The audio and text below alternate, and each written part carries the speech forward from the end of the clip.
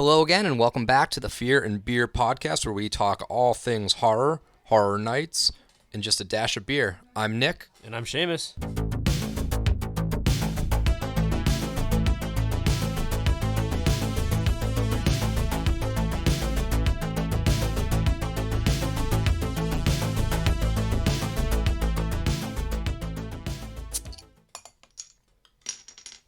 All right, here we are, first week of September. So as promised, we have our killer reviews.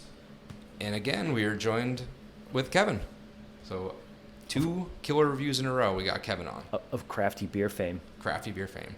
So this week, we are going to go over It Follows. Now, It Follows was actually suggested to us when we did our last killer reviews. We popped it up on Instagram and asked people, what should we do next? And we actually got a lot of recommendations, so that was super cool. So we'll probably do that again for next month's recommendation, and we'll. Who was the one that recommended It Follows? That was Leah, one of our friends. Thanks, Leah. Yeah, so this was a fun watch, and we'll dive into It Follows in just a little bit.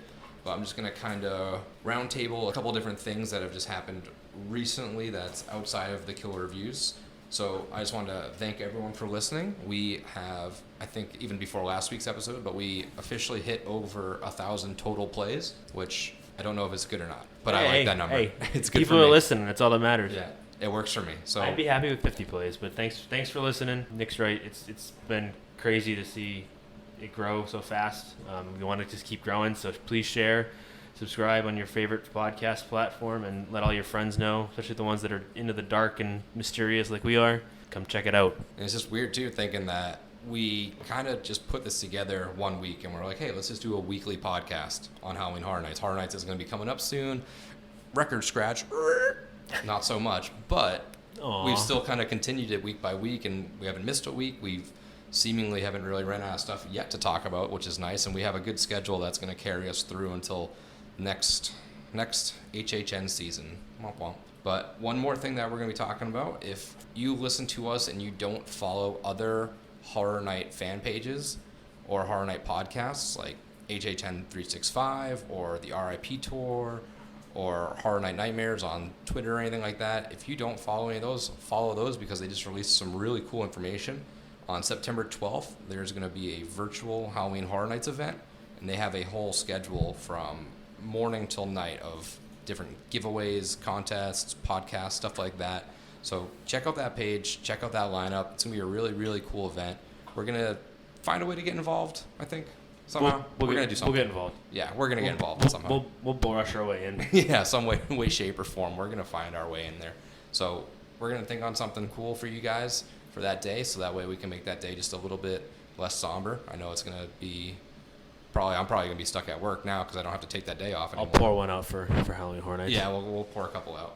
So, Fear and Beer, same thing we did last time on those killer reviews. We're going to do almost like a split. We're doing a lot of beer reviews. We each got our own beers again tonight. And we're going to kind of, one by one, go through those. And then after that, we will talk about the movie, how we all felt about it, kind of break some of the stuff down. I've seen this movie before, so... just watched it a few more times before this episode to kind of like bring myself back, all the information that I have missed. And I gotta say, I still love this movie, so we'll get into that. I had never seen it. Literally finished watching it as you guys pulled up. And yeah, I watched it earlier last week, and then I watched it. I was doing a lot of video editing today, and I had it on loop, so it played twice today, but it was more background noise, and I didn't get to take notes, but I'm familiar enough to talk about this movie, so I'm excited. It was interesting. We'll get into it. Yeah, we'll talk and like about the last time, we have the movie queued up and ready to go right here. Yeah. So we'll be watching it. So some of the reactions might be because literally the movie's going to play while we're doing this. We're gonna drink some beer. We're gonna start the movie. We'll let you know when we start it. So if you do want to start it when we do, you might catch on to us talking about something real time that is playing for us as well. So let's just an interesting note. So we stopped the movie before it started here, and it says it's an Animal Kingdom production. So I don't know if it's related. So when I watched it today, what struck me was one of the main characters there, Paul, or no, not Paul, but the guy who plays Hugh and Jeff. Yep. I knew him from the TV series that I watch Animal Kingdom. So I don't know if there's a connection here or not, but it was I've never interesting seen that show, that's interesting. where I knew him from. There So might of be course, something. when you watch something, you have to get over knowing an actor from a character that Right. you know Yeah. him at. But then I saw Animal Kingdom production, and I maybe. wonder if there's something to it. And being from Central Florida, it's also pretty relevant too. But okay, so let's get into some of these beers that we got lined up. Last week we kind of did a quick and down and dirty beer review, so this week we're actually gonna give you some a little more in depth, and we got 3 of them again tonight, like we did before in the last Killer Reviews episode. So we're gonna start with the one Kevin's got in front of him. If you want to kind of walk us through what you got. It's called the Night Rider. They call it an Imperial Black Ale, or described as a black IPA. I don't think I've ever had anything from Against the Grain Brewing. They're in Kentucky. Nope. And it's a 9% ABV, so it's a big boy. We Put got your big some put your highlighters. big boy pants It's gonna on. be a fun night tonight. Yeah. So and it's a big bottle. I'm doing a curl here with the 750 milliliter bottle, and the artwork on the bottle is, I guess, kind of like a motorcycle club cut or jacket or vest. It's got Night Rider with some skulls and says Imperial Black Ale. So a dark IPA, I guess. Yeah, and I've had a few black ales before, black IPAs. They're interesting because I don't really know much about the style other than it's an IPA, but it's a dark beer. So it's really kind of interesting. Obviously, dark ale kind of fits the theme of the show pretty well. So Metal. it's actually the first time I think Nick and I have had a dark ale or a black ale on the podcast. And this is our Their 15th website says episode. that I think it's aged in red wine barrels, so that adds to I'm the, expecting some probably the notes. color. Interesting. So I mean, it'll be I would it'll be assume that they're probably heavier on the malt with this one, but then again, Maybe. I don't know. But I'm guessing like a red wine kind of flavor to it. We'll find out. We will find out once we Dive open in. it. We'll crack this thing open. So we're gonna each pour about a little bit out so we can all give it a taste. Yeah, we'll all be sampling down the line. Like we did the last time, so we'll pass that bottle around. It is Whoops. definitely dark. The head's pretty dark on it too. So It has that it's dark, but from here, maybe it's the lighting here, but it almost has like a maroony wine, like that. Red yeah, it wine, definitely like got that red wine hue to like it. a Cabernet or something like that. But you said Seeing was it it pour out is it was aged in wine barrels, right? Red wine. Right. So it's gonna have. I can already kind of smell it, to be honest with you. oh, it It definitely has that tinge of red wine to it. I'm not a huge wine drinker, but very grape. I mean, if grape I'm heavy. gonna drink a wine, it's usually gonna be a darker wine. So this is kind of right up my alley. But I think it's the first time I've had a black ale that has been aged in wine Dark fruit, barrels. So dark this fruit, is definitely red wine. new. It's almost when we did the last Killer Reviews, we had one that was it plum or no, it was I was gonna say it. I forget which one it was, but we had one that had that dark fruit, Yeah. prunes. That's what it was, like a prune. dark style. fruit, pruny kind of flavor to it. This has a little bit like that, but I get grapes too. I get like almost a little touch of Welch's grape juice in Yeah, there. and maybe just because of the barrel aged with the red wine, it's kind of making me think that. But Am I sipping too soon? Are we going in? no, let's dive in. It's also Sip away. it's an imperial too, so it explains the 9%. I get black licorice out of the gate. A little bit black licorice. Again, these really dark ones always trick me because you think you're about to just get punched in the mouth like an IPA, and they're smooth. This is smooth and it Yeah. finishes pretty clean for a 9% ABV. And I wouldn't even necessarily call it an IPA necessarily. There's no hoppy. Well, Yeah, I mean, IPA I think usually either citrus, fruity, floral, Yeah. but there's none of that here. No, this is more of. This is just an I'm trying to think ale. of the ale, like almost like It's more an ale of a red aged- ale. It's like an ale that's just aged in wine barrels. It's not malty enough to be like an amber ale. Yeah, I don't know where they're getting the black from, because I mean, like a black IPA is literally that. It's an IPA, but it's usually done with something in the ingredient that gives it that hue, that color. This is definitely more of a, like you said, I would even classify it more of like an amber ale aged. But it's pretty in- simple. Yeah, it's nothing special to Yeah. it, to be honest with There's you. like a slight. You take that sip, you swallow. There's a slight hit of flavor there, and then it just kind of tapers off. And there's And barely a hint of, after a few sips, a little bit of the hop, maybe a little bit of hop Yeah. bitter on the back end, but not enough to where you'd think it was an IPA. for being like we labeled it was like a black ale or a dark ale at 9%. Yeah, they said imperial black ale This- is what they call it. It seems not really up that alley. It's good. No, I mean, it was very. so- it caught me by surprise. Yeah, I mean, I'm not gonna sit here and say that I'm a super fan of it. I don't hate it. I think for me, it's if it was less imperial, quote unquote, which gives it that boozier note, I might like it better because I do typically like an amber ale or. So you're saying for an imperial it lacks the boozy? No, I think I don't like the fact that it's boozy. Does it make any sense? No, it does. It has. There's been plenty of imperials that have more of a boozy burn. This has just a touch of it, but it's there. If you're not a fan of it, it's there. And it's the thing. It's a funny thing because like some of them I'll have that are really boozy. I like, but this one I don't know, maybe it doesn't work for me with the wine. I'm sure I said it the last time with the beer that we had that was dark fruit like. Whenever I have one, it reminds me of something from Founders. But if you like all those barrel aged ones that are the series from Founders, this is very reminiscent of that. You're right. I mean, I can definitely. Probably not a fan of those. I don't know if you've had them or not. I mean, some of the Founder stuff I like, but I think the Founders that I have had, I'm more along the lines. I like their stouts and their dark beers more. I think like their CBS, which comes out yearly, or that's the Canadian breakfast stout, and then they've got a few other ones that are kind of along those lines. It's weird. I mean, it's definitely got a weird flavor to it, weird profile for me. And that's just my own personal opinion. I mean, some people might like this stuff, but I wouldn't drink a whole bottle by myself. I don't think. It's one of those ones for me that it's not complex and not hard to drink, so you probably drink a 9% ABV way too fast. This is like a sessions. Like it just tastes goes like down. It should be a sessions beer where you could have 30 of them on a hot summer day because it's so smooth. But at 9%, but it's dark. I wouldn't suggest it. You can't see any light through this. This is like motor oil. No translucency at all. Black ink, dark. Yeah, well, that's where they get the title Black Ale from. I like the color of it. I'm a fan. I can't get off that color of a red. If you pour this into a wine glass, I would say it's wine. Of all the beers we've had tonight so far, this is my favorite. This is my favorite. This is my least favorite beer of the night so far. I'm neutral. I really am neutral on it because I don't want to say I don't like it because I do. I mean, I could drink this. No, I didn't. I don't. I could drink this like as a dinner beer almost. Yeah. And I know it sounds crazy, but it's like a wine, like you said. I mean, it's Asian wine, but it has that. So that's a good question. Do you like red wine? Do you drink red wine? If I drink wine, it's gonna be a red wine. And that's because like it's what's in front of you at a given place, or do you buy red wine and drink it? I don't. I don't drink wine on a daily basis. So that's probably. Yeah, and I'm not a wine drinker. No, I mean this isn't bad. I don't mind this by any means. Yeah, and I'm kind of one of those red-blooded American IPA drinkers where I'm a hophead, so I love anything with hops. And I love sours, but you're right. I don't typically buy wine on a regular basis. My wife drinks wine, but like I said, I'll have it once in a while with dinner if it's something everybody's having, and it's a steak. Get some red wine with it. But that's the thing. Like I don't do that. Like, I mean, if I'm eating a steak, I'm getting a beer. I'm getting a bottle of whiskey. Yeah, right. You drink some scotch, some rye. Well, sangria is good too. If you're like on a hot day, it's sangria with this. Fruit. You could like if you take this and throw some like Captain Morgan and a bunch of sliced fruit and just mash it up. I mean, there's your sangria right there. And this could be like a beer sangria. Night Rider Imperial Black Ale, and it's from Against the Grain in Kentucky.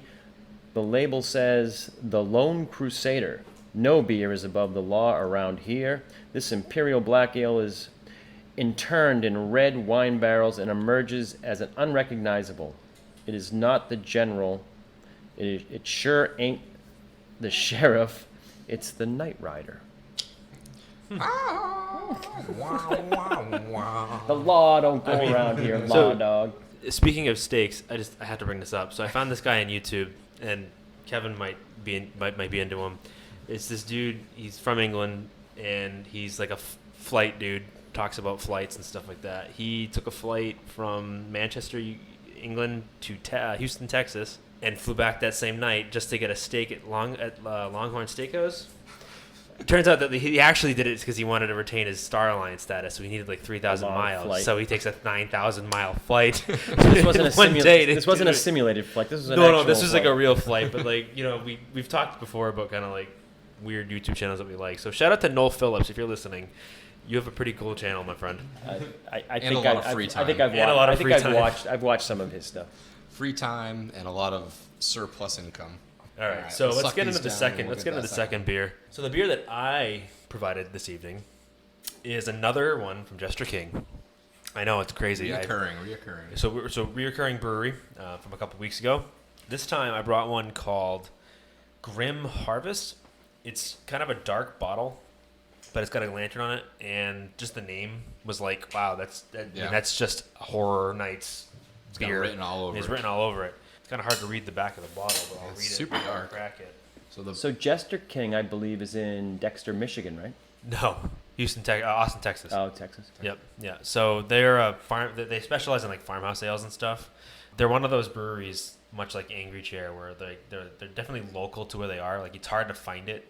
So when I walked into our place nightly and I saw a whole case like of stuff, I'm like, that's surprising. Scoop it up. But also amazing at the same time because you don't typically see them outside of Texas. Got it. Oh, I was thinking Jolly Pumpkin. Jolly Pumpkin is in Michigan. But it's the same idea. They do the farmhouse stuff. And I confuse them because they do this similar artwork and the similar... Same type of artwork. They're trying to steal our demographic. They're catering to us. Yeah, they're catering to people like us. But the bottle says, the back of the story, or the story in the bottle is, death is no tidied thing. It's often packaged alongside the trappings of life to make the concept more palatable. Into the earth it goes, sent with treasure to ease the passing. However, for as long as this practice has existed, there has been a grim few who take action against what they see as needless waste. After all, why leave treasure for the dead when it can be enjoyed by the living? Now, the reason they use that story is because they are a brewery that typically will reuse a lot of what we would consider waste product from brewing beer. So notes for Grim Harvest, like we've done in the past with the Detritivore and La Vida and Rose, we took the waste, quote unquote, from one beer and used it to make another. We used spent blackberries from Nocturne Chrysalis and re-fermented them with young farmhouse ale fermented in stainless steel, unfiltered, unpasteurized, and 100% naturally conditioned. So they reuse ingredients from previous batches to make new stuff. And it's really cool because like nothing goes wasted at a place like this. And it can always create new flavors and new profiles. Now, what's even cooler about these guys is that when you get their bottles, like this one, and the one we had before, is that they're aged. So this bottle is from the second batch in September of 2017. So this beer is 3 years old. It's been sitting in the bottle for 3 years. I chilled it last night, like I was supposed to the first time. So we're going to pop this bad boy and see what it tastes like. Now, this is a farmhouse ale, so it's going to be sour. It's not going to be like the last one we just had, which was more of a fruity wine profile, more of an ale. This one's going to be more of a sour ale. So I'm interested to see what it looks like. How this one looks, as well as how this one smells and how it tastes. Most importantly, how it tastes. Well, I'm a huge farmhouse ale guy, so we're going to see how much this one excites me. It smells good. Yeah, it smells good. Now, the thing about sours is much like darker beers like porters or stouts, some of them can actually, a lot of them will get better as they age. That's why they put them in darker bottles, because basically any beer, if it's in light colored bottles, they'll go bad. But like unlike some beers, farmhouses and a lot of stouts will actually get better as they age if you keep them outside of, light and that sort of thing. But it's pretty. Is it loud? Carbonated. Is it talking to you? Yeah, it's going. It's almost like if you drop an Alka-Seltzer into the water. Exactly. It's definitely got a red color to it. I don't know if you want to. It looks like apple cider. Yeah, and it smells like apple cider. So I'm wondering. So they use blackberries, obviously, from another brew, but it's definitely got that apple smell to it. It's got that fall. It's that fall scent for sure. And you'll notice, Nick, unlike the last Jester King we had, yeah. I actually chilled it the right way this time, so it didn't come out all head. So it didn't take us 10 minutes to let it sit. It didn't take us 20 minutes to drink the beer. We're like, oh, this beer, I can't even tell what it tastes like. I can tell you what the foam tastes like, but it smells great. I haven't tried it yet, but no, I just been smelling. So I'm trying to catch. I'm gonna wait till everybody's ready to take a sip. If we can sip this all at the same time. I'm telling you right now, I'm gonna like this one better than the first one. It's got an interesting nose. It's got a sweet, fruity. It's definitely obviously it's got that blackberry, that seeded berry type smell to it, but it's also, like he said, definitely got, I don't know if it's apple or something, but it's a murky, dark, like cider. It looks like cider and like but a little darker than grapefruit juice or like something. What's the ABV on this one? I didn't even look. Let's see. 14% ABV. We'll reveal that after we drink it. That's not us drinking the beer out of a dog dish. That's Oscar the dog, another co-host. I don't know if it's right there. 5.2.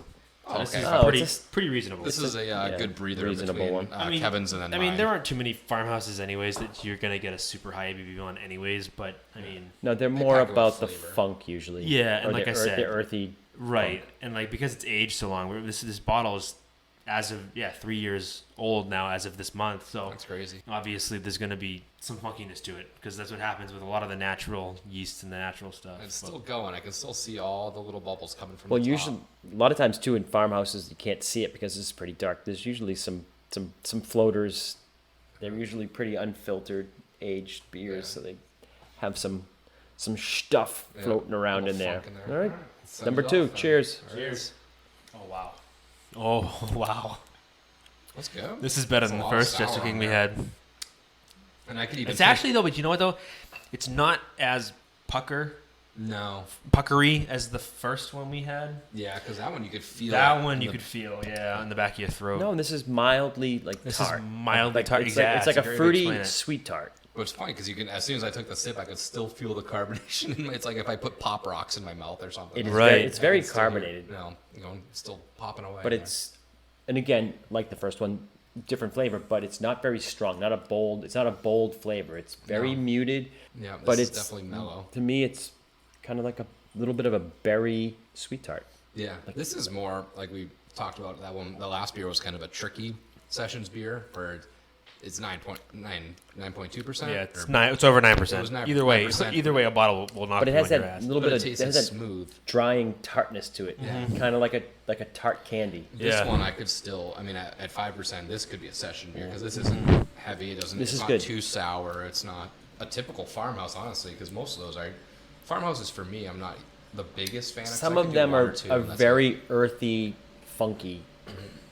This isn't. This is good. This is okay. So might be the winner so far. Yeah, I mean, I've heard nothing but amazing things about Jester King, and so all Nick, those things are real. Your beer's got big shoes to fill. Whew. Big shoes to fill. Good thing I brought one for each of us, so that should get some brownie points. Yeah, so this is, I mean, everything I've seen so far is just, it's an ale with blackberries. They call it spent blackberries because they've already been crushed, mashed, and used. Right. So this is just like the waste of the wasted blackberries. I'll say it again. It's candy-like to me. Yeah, almost like candied blackberries. Yeah.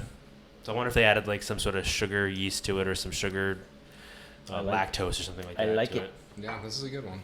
But like a lot of sours, it's not a chugger. This is definitely one you got to kind of like sip and let mellow a little bit. And I'm sure there's a lot of flavor on it. Well, that, and it's going to change as it gets warmer. So as it warms up a little bit, the flavor profile will change slightly.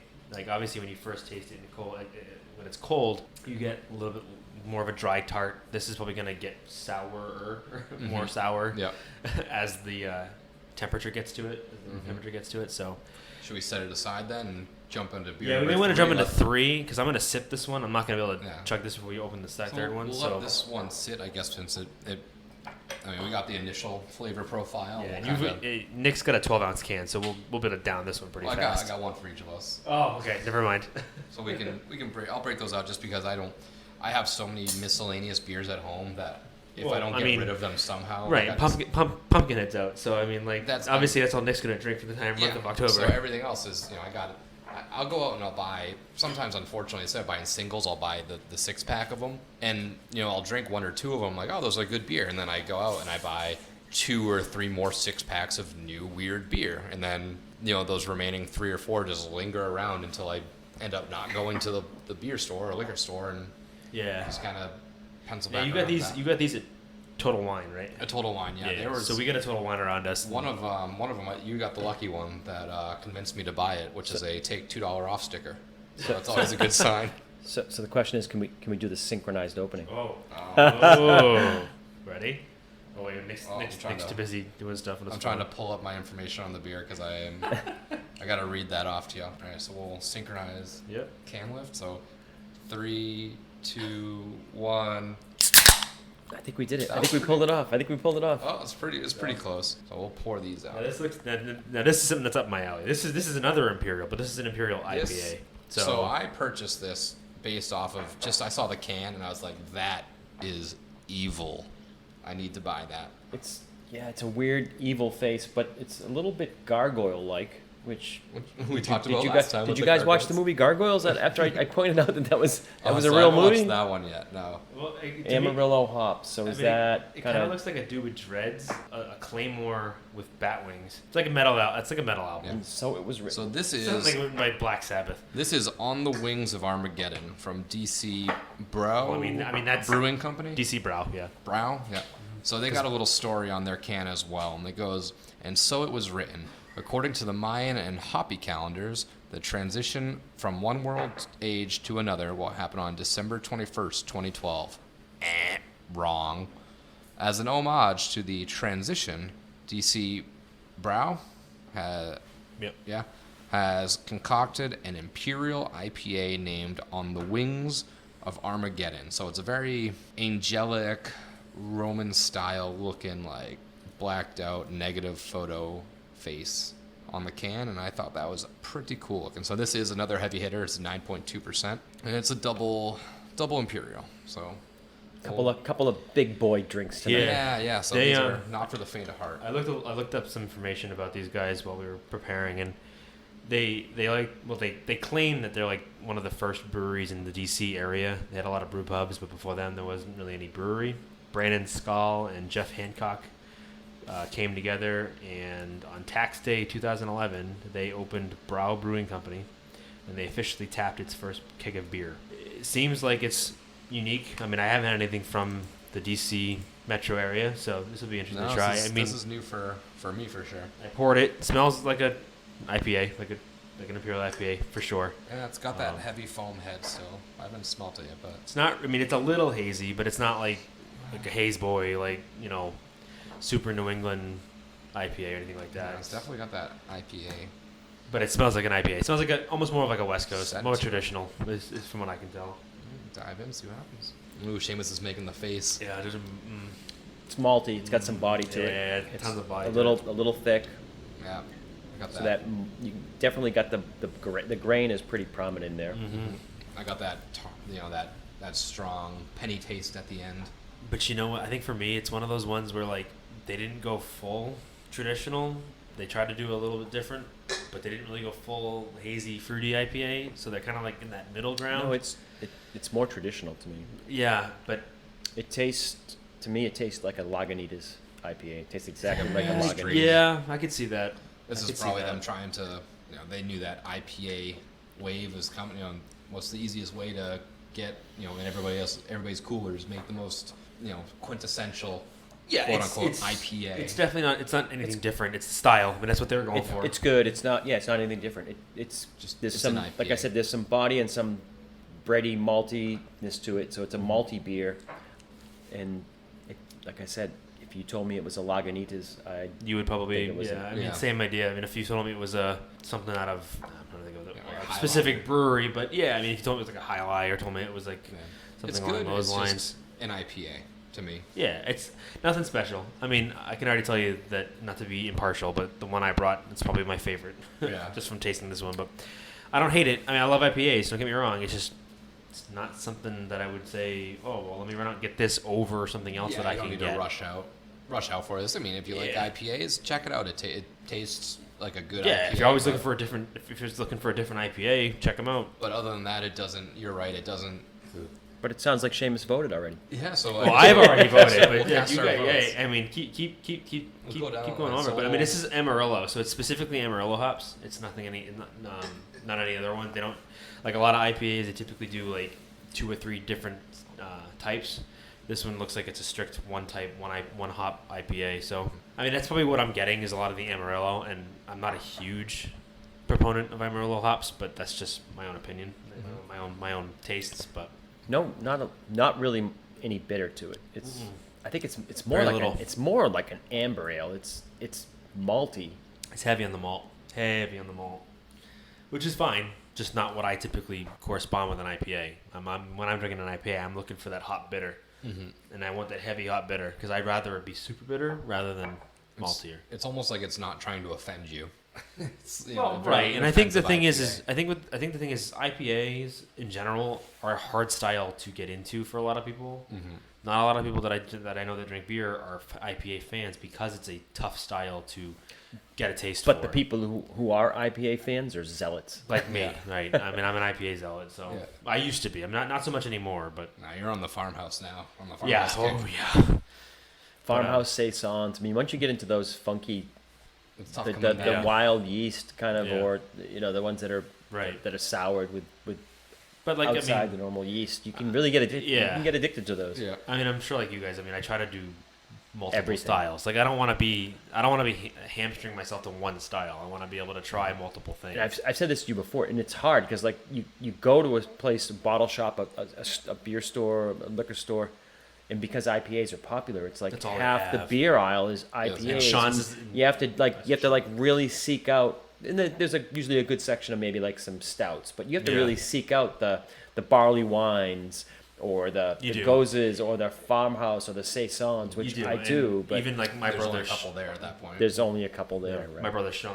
Yep. I mean, he says it himself all the time. He calls me all the time when he goes to his local shop, and he's like, "Why is everything an IPA? I want something different." I'm like, because it's what sells. It's just what sells, and you do have to kind of spend a little time. Like if you go into a bottle shop and you like a real bottle shop, not like a place that sells, Sierra Nevada and calls it craft beer. Like you need to go somewhere, and no one against Sierra Nevada. I'm sure people like Sierra Nevada. Yeah, good beer, but it's not craft beer.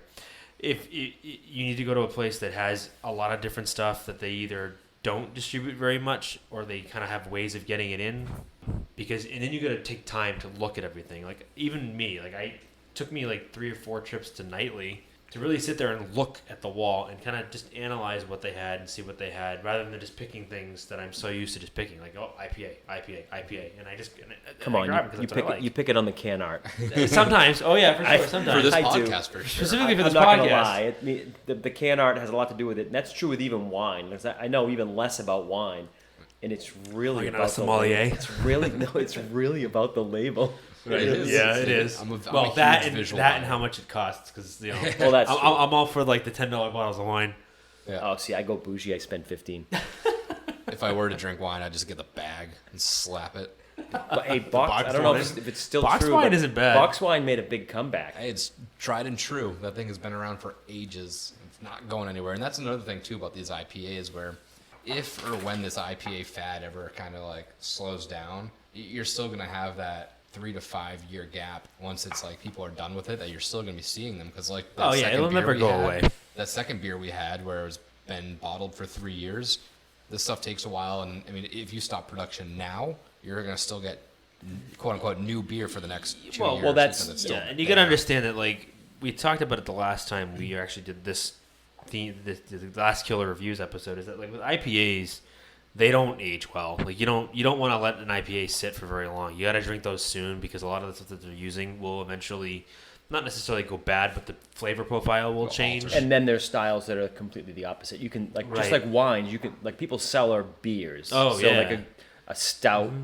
If you get a good dark beer, people cellar them for years. Oh yeah, if you get a good like Belgian, like a good Cantillon or something like that, and you age it for 3 or 4 years in your basement, it just becomes so much better over time. I don't have the patience for that. I don't either, but I mean, I crack it, drink it. So like I have a friend at work, or he used to work where I worked, and now he left, but he went over to Europe for like a vacation trip, and he was in, I think, Amsterdam, and he went into this local, just little old mom and pop shop or whatever, and he was looking at the stuff, and he happened to be looking at the sours, the ales, and that sort of thing. And the little old guy that was working the shop, he said, "Hey, I got something for you if you want to maybe try it." He went down in his basement, came back up with a bottle of Cantillon, I think it's either Cantillon or Cantillon or something like that. But sounds right. It's a very famous old world Belgian brewery that has like Belgian ales and Belgian saisons and Belgian vices and that sort of thing. Mm-hmm. I mean, this bottle was like 8 years old, and he had one bottle, and he sold it to my buddy, I think for something ridiculous. And it's like, it's one of those things where like you can't say no to that, because it's you're not gonna the get that only opportunity. time. Yeah, it's the only time you're ever gonna have some little old dude in Amsterdam come up out of his basement with a bottle that's almost 10 years old. Lo and behold, that bottle is 2 weeks old, and he's got 1,000 of them. Yeah, maybe, probably. He tells who could every be stupid American, Yeah, hey kid, come here real quick. I got one of a kind. It's true. It's true. But I mean, I tell you right now, there are some. Take my chance. This is kind of how crazy America has become with the craft beer scene. Is stuff like that. If you go look for a bottle online, you're gonna spend hundreds of dollars, if not $1,000, thousands of dollars. Specific year brand. Yeah, Stuff like that. it's crazy what the markup ends up on some of this stuff, just because it ages so well. And there are stouts that'll do it too, but yeah. So IPAs, this one specifically, I mean, I'd probably honestly put it second, just because I wasn't a fan of the first one, and I'm not saying it was bad because I don't like being negative, but I mean, just wasn't my thing. Yeah. This one again, my thing, but it's not my favorite, and it's not one I'm gonna run out and buy again. And obviously the farmhouse from Jester is just so much better than anything I've ever had. So, let's go down the line. What did you think? Let's rank these beers. I would say my favorite was Seamus. What's the name of your beer? Grim Harvest from Jester King. Grim Harvest is probably my number one. The Night Rider Dark IPA number 2, and then the On the Wings of Armageddon number 3. Pulling up the rear. They're all close. Close. I mean, yeah. it wasn't like any of them are like dismissive. I mean, this is like any type of thing. When you read like Car and Driver, it's like they don't hate the 4th place car. It's just wasn't as good as the 1st place car. And it's not that like it's a better beer. I think that the On the Wings of Armageddon is just it's common. So exactly. That's I mean, it's like any other single Amarillo hopped IPA you've ever had before. So I think Seamus, you said. I mean, for me, pretty quick. It was Grim Harvest. I'm gonna go with On the Wings of Armageddon second, and Night Rider third. And I think my rating is same as Kevin's. I will say that my beer came in last. No, it is a very. It's all you had in your fridge. You're like, I'll just bring these. No, I had 4 of them and I didn't want to drink them all. I guess ranking beer is a little unfair, right? Yeah. Yeah. It's not really about styles too. It should be more about like what you like better. They're not better. This is beer. all opinion. They're not better beers. Yeah. It's about what did you enjoy exactly. better. And for me, for me, third place would be the one that I brought because it is just very run of the mill, IPA. It's a good beer, but it's not, it's pretty taking common. me places on flavors.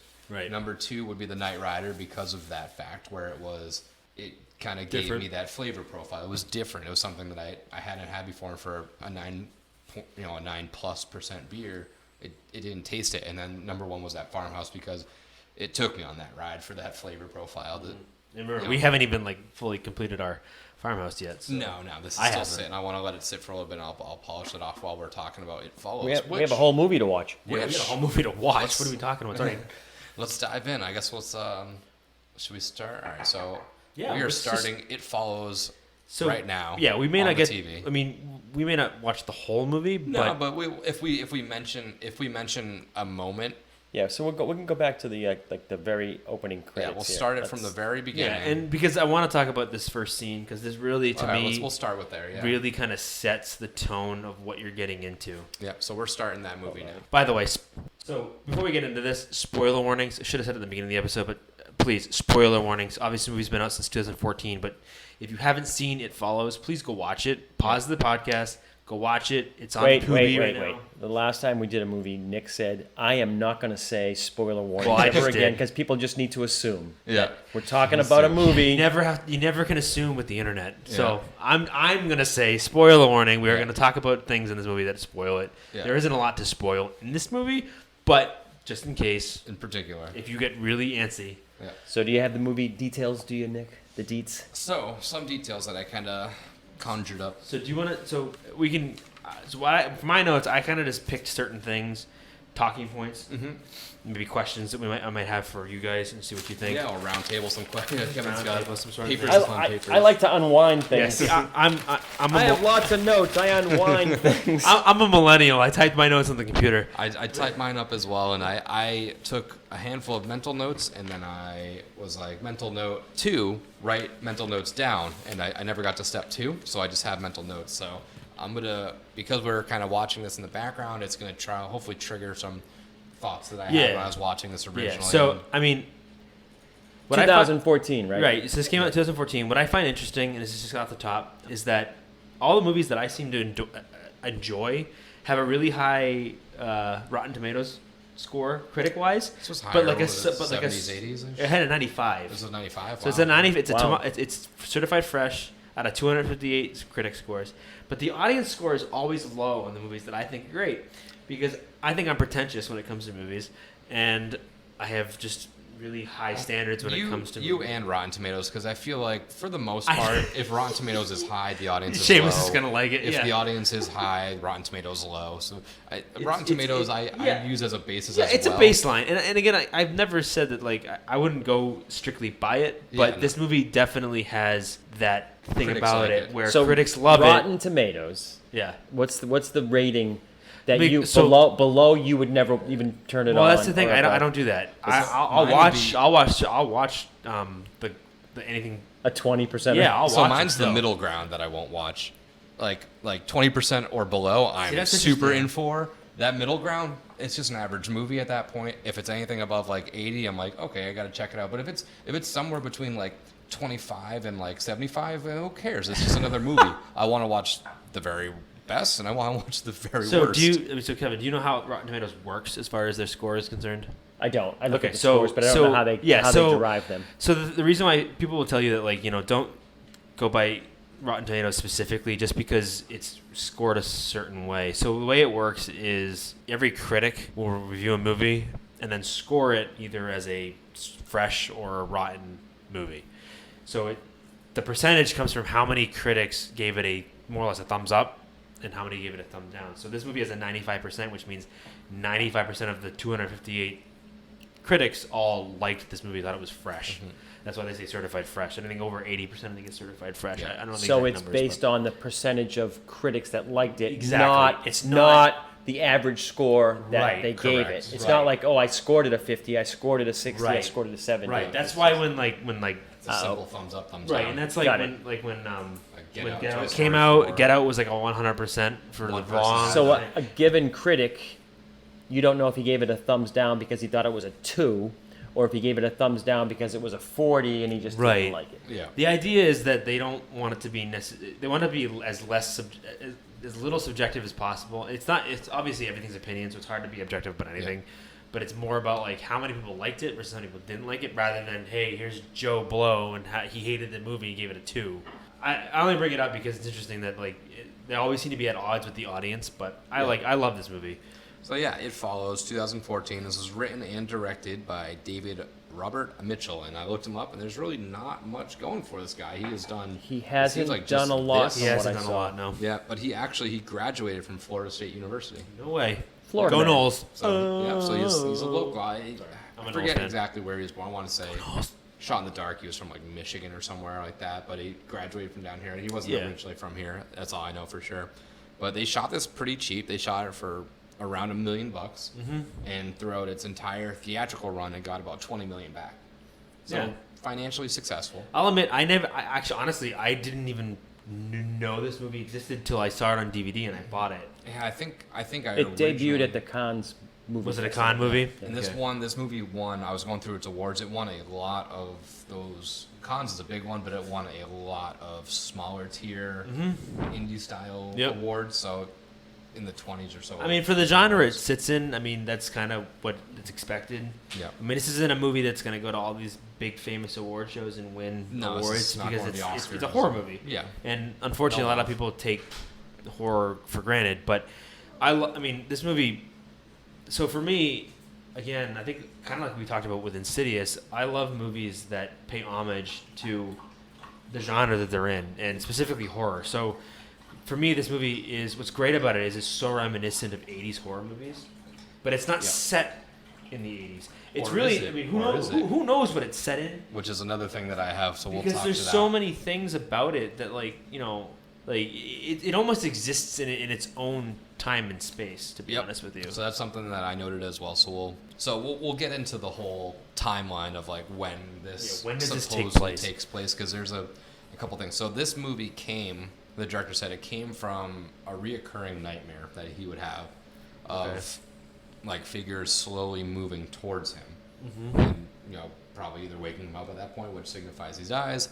And then I think that just kind of stuck with him over time. And then later he adapted this whole sexual aspect to the movie because it was just kind of like a there was a childhood very thing. bizarre sexual aspect. So I have There's a lot a of handful of. I have a lot of thoughts about that. So we'll get into that, but keep going. Yeah. So I mean, so he kind of combined his like I would say childhood nightmare trauma and kind of over time turned it into this, and that the exact reason as to why he turned it into like a pass it along sex thing, I don't know. Maybe it's that old horror movie rule number 101. Or he had an STD and he wanted to portray that in a movie sense. So if we want to talk about that, let's get into that because this is that to me is the biggest theme of this movie is that not only is it like obviously an allegory for sexually transmitted diseases, it's an allegory for rape in a way.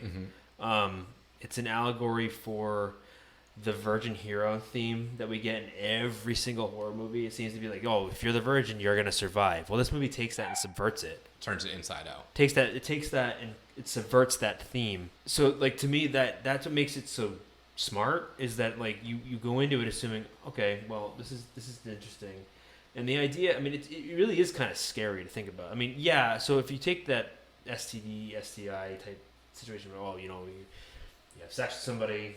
You get a disease, it could kill you, or and you pass it on to somebody else. I get that, but to me, it also kind of takes in another theme and it subverts it, and it subverts that stalker theme that you get with a lot of horror movies, especially slashers, like Halloween, like Friday the 13th, where you're constantly stalked by this undying thing, that will never stop. Yeah, its only purpose to live is. What's scary about this movie is that the idea is that you don't know what or when this thing will arrive. Like, it could be anybody. And you have to ask everybody you're around, is this a person?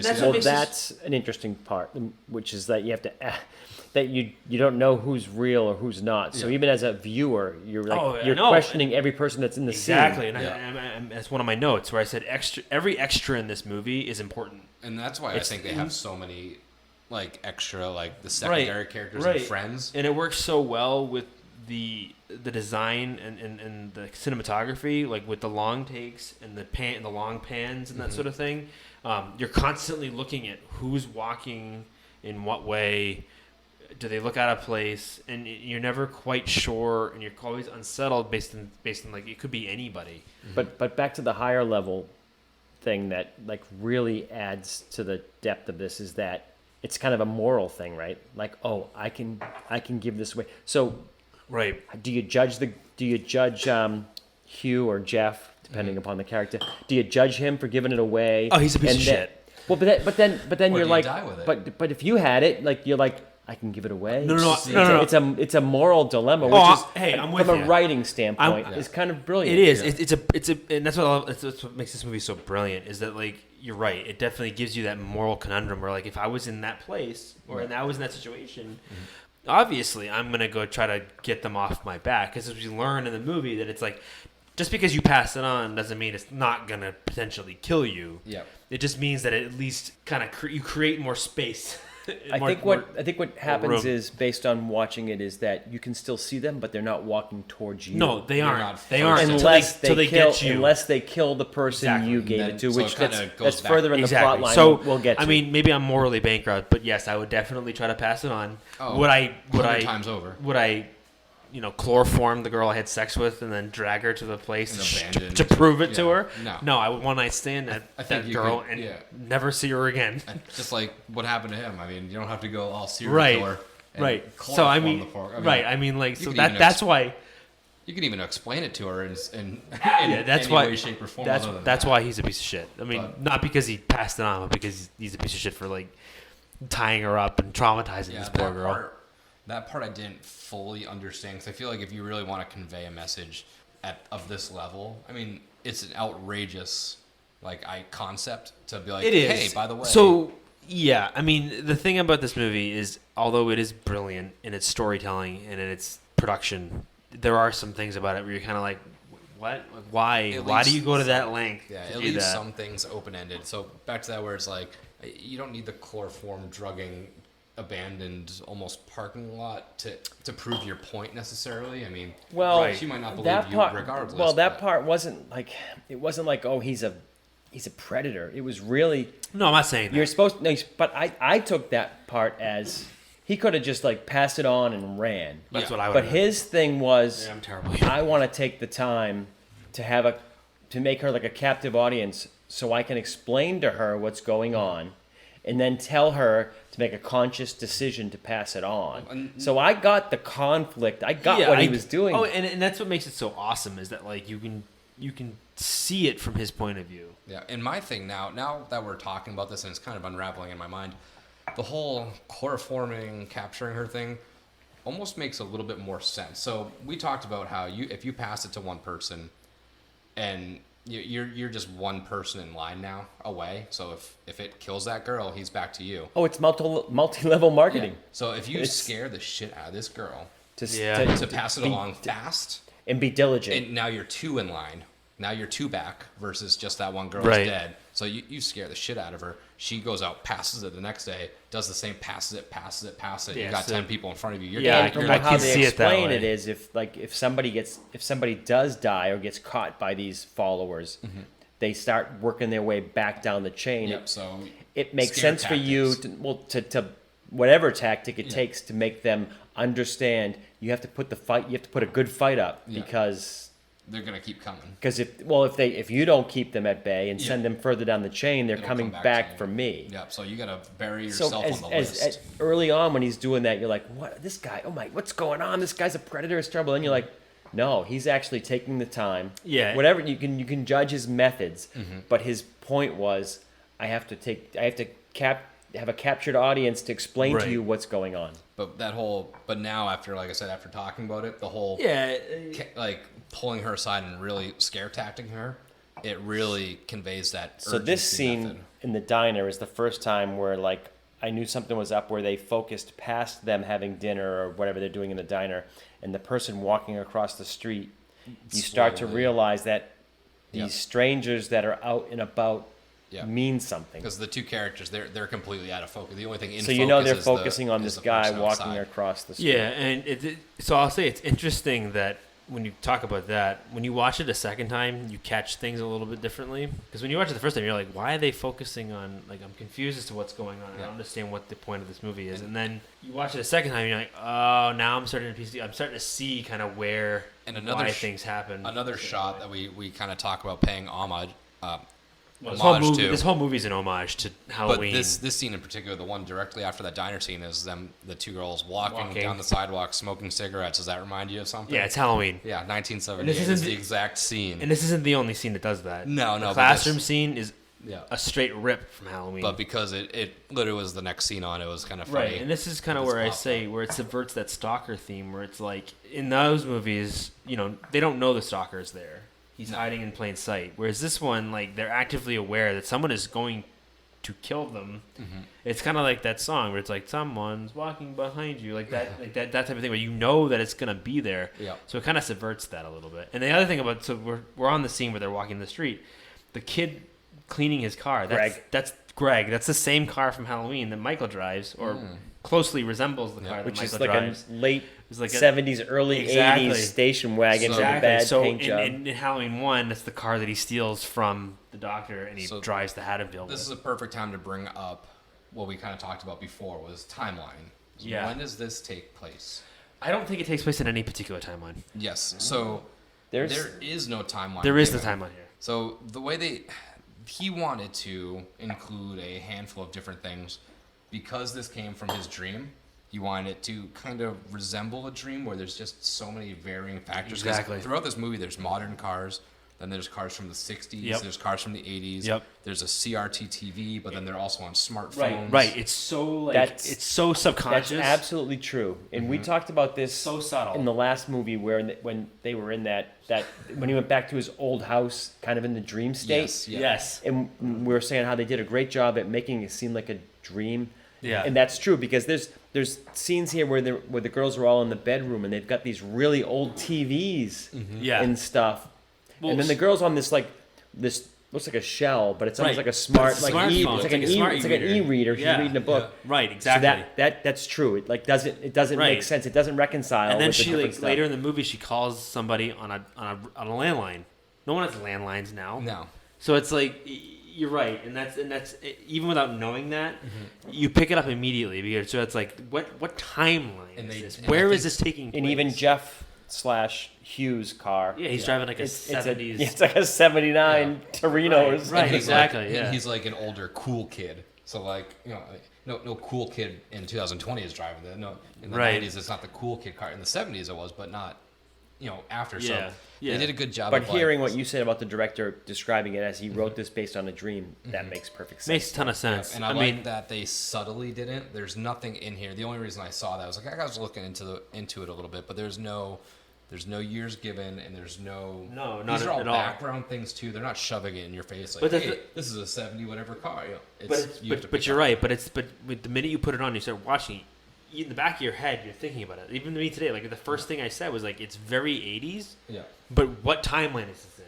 And also because there isn't any indication that this is taking place in 1984, 1973, 1992, 2005. And even like that indoor or the outdoor pool seemed like a very modern outdoor pool. Exactly. Yeah. Well, yeah. It's like very an 80s, 90s thing. But you're right. But the idea is definitely that like he wanted it to kind of be an amalgamation of timelines, that it isn't anything in particular. Yeah. It's very dreamlike. This movie is very, very dreamlike, and this is like is what's happening? Is it real? Like what is happening? Why is it happening? And it kind of goes to the acting. Like I don't think there was a bad actor in this movie, and a lot of them are unknown. Well, yeah, a lot of them are unknown actors. These are definitely that small indie style. Yeah. It's like it's guerrilla filmmaking. I mean, it really is. It's a simple, a very simple story that doesn't require ridiculous special effects or crazy not at settings. all. This is, but the thing is, just in like a little bit of time that I spent like looking at the film information on the cast, there's some actors in here that went on to do like 2 other things and never acted again. Yeah, and the simple, it's a very simple movie, but it's also meticulously detailed too. Yes. So one of the things I noticed that like in the beginning when she's cleaning up, you see her cleaning the pool out. So for someone like me, when I watch that scene, if they don't show her cleaning the pool out and they just happen to show her in the pool, and I see all the dirty leaves and nastiness on the glass roof of the greenhouse, and she's in the pool and the pool's clear, that would throw me off. Be like, wait, how come it's like fall and it's gross and leaves are, but the pool is clean? Yeah. She's showing her cleaning that even for like 5 or 6 seconds. Just a quick shot is enough for me subconsciously to be like, that makes tons of sense. I know that sounds silly, but it's how detailed he is, how meticulous he is with every shot that he does. And it's very much, you can tell by the way he shot it, that it's very, very guerrilla style, very handheld cam, lots of follow shots, tracking shots, constantly moving. When they're moving, he's moving. It's kind of like disorienting a little bit in the sense that like depending on the scene, it can be a little disorienting because there's so much motion.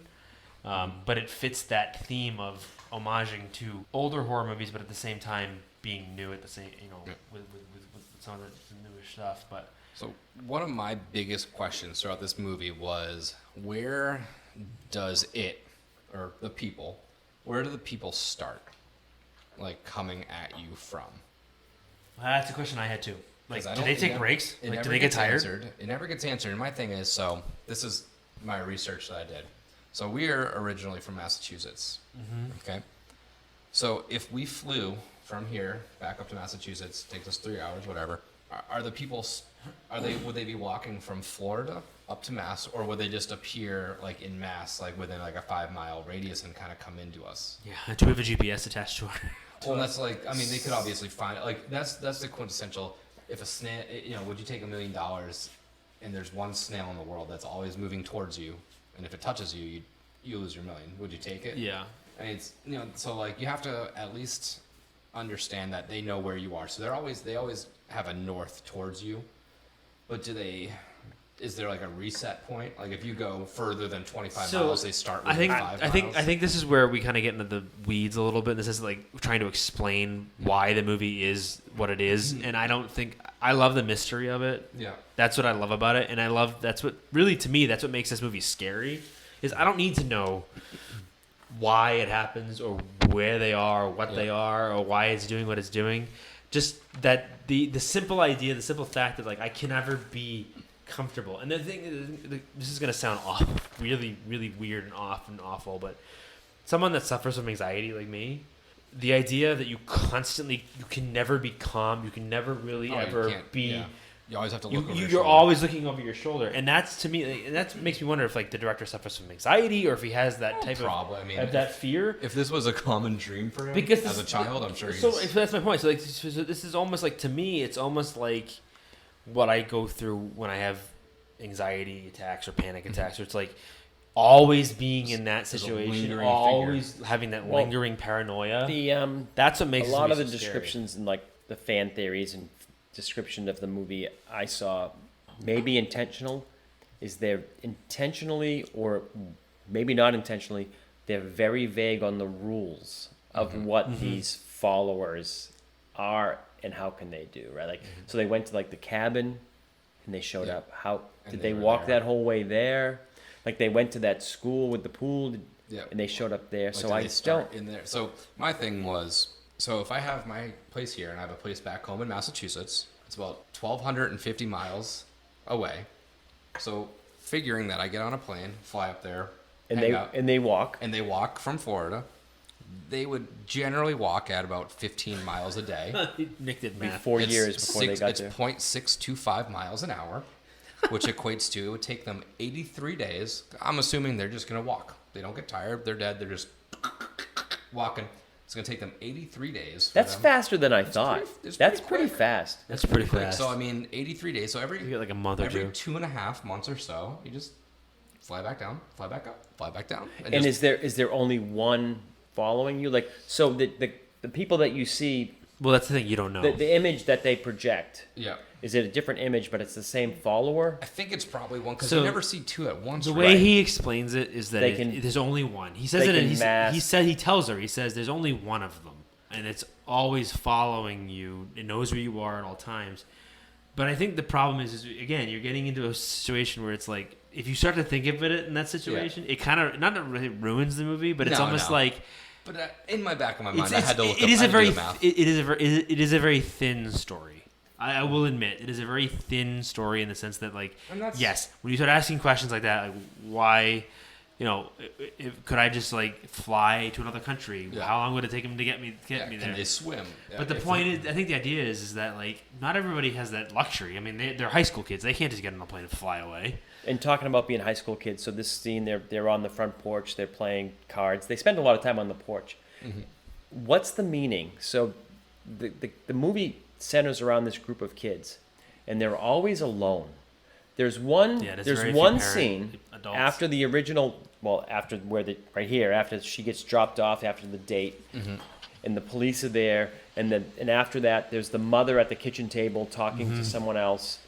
They pan to some pictures on the wall, which I, for the life of me, couldn't correlate to what that picture meant later in the movie. I never found where that meant. But I'm not really sure what it does. Other than that scene, the mother's always sleeping or gone. Yeah. And the movie totally is about the kids. There's like no adult. Yeah. There's nobody older around. So I think the mother's never there. So that had to be intentional. So I think it is, in the sense that, like, when I say it's an homage to 80s horror, when you go back to like the 80s horror movies, it's always about kids. It's never about the parents. The parents are always seemingly never around. Or like you said, the director writer, it was about a dream he had, and maybe the dream, did he have it when he was younger? Yeah. And he dreamed about him and his friends, and there wasn't an adult. I mean, so that's the only scene where the mother's around and she's at the table talking about, oh, this is what happened to her, and then you never. And I think going back to like my idea of just fly back and forth, and you said, oh well, these are kids, they don't have that. If you made this movie with adults with enough of resources or whatever to do that, then you wouldn't have the movie. But putting the characters as teenagers creates that problem where they then again, you also got to think. Look at the theme of the movie. The idea that, like, I'm not saying that it's designed to scare kids into celibacy, but like the idea is like when you get to a certain age, you typically settle down. You don't typically have to worry about having random encounters with the opposite sex. Whereas when you're young, you experiment. You do things you probably wouldn't do as an older person. So, like, the idea, the scary, it's kind of where it gets back to, like, whole allegory. This is where the problem would occur.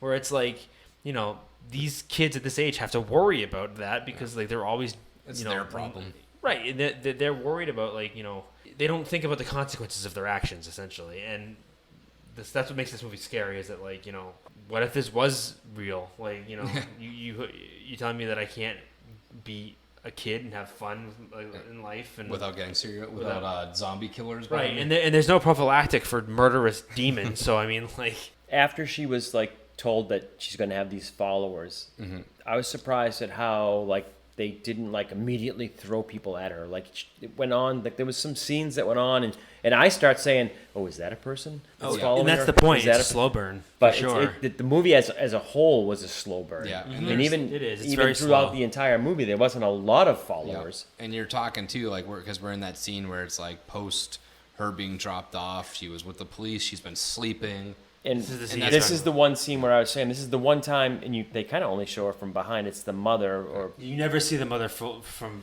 And now they're going to show you this picture on the wall, and those people, unless I missed it, never play a part in the rest of the movie. Yeah, I don't know what that's about. Or I Maybe missed it's it. like grandparents or it's something. It's almost like I don't know. grandparents because it's not the mother. When time goes on and she ends up at the school and she sees her very first follower or Yeah. Yeah. It's that older woman. I'm like, oh, maybe it's the woman from that picture. But no, I went back It's and not. looked, and it's not. It's not. Because I honestly, I was gonna bring this up. So let's talk about the it people. Obviously, the funny question is like, how do you think the casting went for those? Who can be who can be the creepiest, most bizarre human beings Who ever? wants to? I'm here to be the girl with her titty out that pees herself. Well, I was right. Gonna, So we're I was gonna get mention into that. Like, I don't know what about these people that follow are, but they all have to have one boob hanging out at least. Well, Yeah, at least one. Well, that's the thing. So one. I was gonna bring it One's up. enough. I was gonna bring this up. So I think there is a little bit of an intention with that, and in how they're dressed or how they're not dressed. It definitely is. Because you notice that a few of the followers together have been sans clothing. They were naked or nude or whatever. That's when But not all of them. But that's when they're people that they know.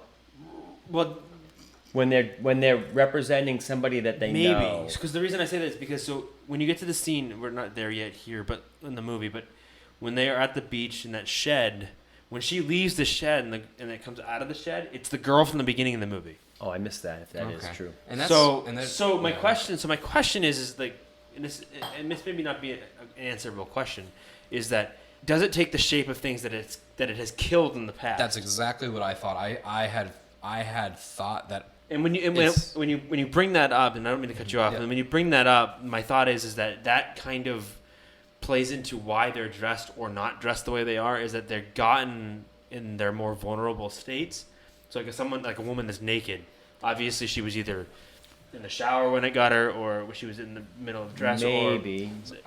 But when because when the girl comes out of the shed, she's wearing what she wore. But when Jeff explained it, he said it can morph as people that you know. But that's from he's not obviously he's not an expert. Right. He's too busy running away from it to really analyze it. So he may be using that to explain it away, but he doesn't. I mean, that would make sense. But I figured it was the way I kind of just thought was every single person that's trying to kill them is somebody that also had it. Maybe. And that's my point. That would explain, like but the you one said, thing, the varied states of undress. The one that threw me was kind of gross when the old lady like we're seeing right now walks after her. Yeah, the one that threw me was the kid's mother.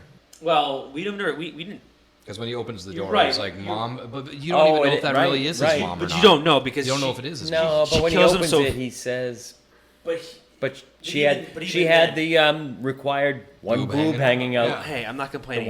The point is that when you say that, he opens the door and he's saying it as he opens the door. Yes, yeah. It's one of those things where, as a kid, you remember doing it. I did it. I'm sure you did it as a kid. It's when mom's bugging you.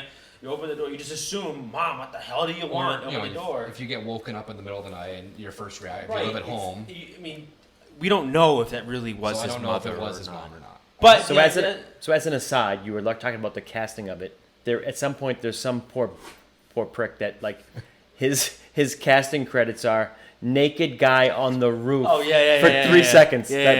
So what was your last job? Oh, I was that naked guy on the roof, which is like one of the final scenes. Like that's me. Dude, I'm just the guy on the roof with my junk hanging out. That's some like third adjunct cinematographer assistant who was like, hey, you want to be famous? Stand on the roof naked. Imagine living that was some dude on the crew that was like I'll get naked for movies. It's fine. He lost the bet. He's like, well, I'm gonna go from grip number Seriously, 4 hold to naked guy with junk on the I'm roof. not gonna lie to you. If somebody comes to me and was like, "Hey man, you want to be in movies?" I'm like, "Yeah." All right, you just gonna stand on this roof and be naked? Be like, it's not porn. Okay, I'm in. Am I gonna get paid? Yeah, I'll do it. All right, so now back to Imagine the important story Imagine parts. being in that like living on that street as they were filming. Oh, right. You come home from night at work. Naked guys. There's a car that's just constantly going up and down the road with a camera sticking out of him. And there's just there's Fucking do with his dick hanging out. there's John Dix-a-lot over there on top of the roof, just Or letting maybe it he's breathe. from the neighborhood. Yeah, he's like, right. there's Al from knocking on there's Al doors. from House 13.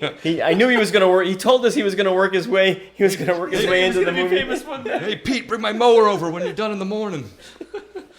All right. But you're right. I mean, Back to serious Back discussion. to But the I think discussion. that's what makes it so mysterious, and that's what I love about it is that It it never is. answers, yeah. You never really get a full answer as to what it is, who it is, why it is the way it is. Mm-hmm. And I don't think that necessarily it was the kid's mother. I think it's just he assumed it, and Yeah. and the director put it there. Well, he said mom, so that's why I bought it. No, you're right. And I think And that, I'm on that the was same the boat as point, you. though. Like it wasn't like it was. That wasn't. I don't think that was just thrown in there. I mean, the thing about this movie, like I said before, is that it's very detailed. So every ounce of dialogue, every little thing that they say, is important in some way. So with him saying "mom," it's like I think he wanted you to think that maybe it wasn't. And besides, when the thing broke into his house, there was a period of time between her reacting to it, going over there. She could have confronted it. It could have. But that was her. a good storyline where, like, first of all, I was shocked that they were doing it in the hospital, and I'm like, oh, she's passing it on to Greg, and like, He's the hero. Greg's just doing it to be a hero. He's getting some. Yeah. I'm just trying to be a hero. Yeah, I'm and here then for he you. was like a couple days in, and he's like, nothing. Well- And then great scene, great writing and cinematography. Like he's walking up to his house, and she's looking out. And now it's Greg, and he's going to his house, and he can't get in. Mm-hmm. And then he's smashing his way in, and then she finally realizes that's not Greg. And then she tries to call him, and then she runs over there, and that's a good scene. So my thing too, It is a good scene. after they pass it to Greg, and he comes over to like check on her. It's like, oh, how's she doing? She won't see anybody. And the friends were like, oh, well, have you seen anything? He's like, no, not really. And then he just kind of boots it. To me, I was like, he's just trying to like, if I don't see it, if I don't say it, it doesn't exist. And again, that he like thinks he's a tough the guy. dream thing, where like in dreams weird shit happens. It makes sense. The kid, first of all, like the kid shows up. He's like in weird sweatpants and like he's got like the old man like fluffy slippers. Yeah. He's got a weird denim jacket with the sheepskin inside. I'm like, why is he dressed so weird? But what era is But it? to your point, if the writer did this based on it was my dream, that's the kind of weird shit that would happen in a Yeah, dream. Because it's why would he very- be dressed like that? Because there's scenes where like she's in the pool. And Yeah. he's got this big, heavy, like denim yeah. wool jacket on, and It I'm looks like, like it's and I'm saying to wintertime, myself, but- it doesn't make sense. But Yeah. if he intentionally wanted to place things that Yeah, it's didn't very make trippy. sense, Yeah. that's perfect. And I think you're hitting exactly what he was going for. Is that it's very trippy in the sense that like you don't quite know what time of day it is, what time of year it is. Is it winter? Is it fall? Is it summer? Yeah, they're wearing So- like She's like you said, she's swimming and the leaves are falling.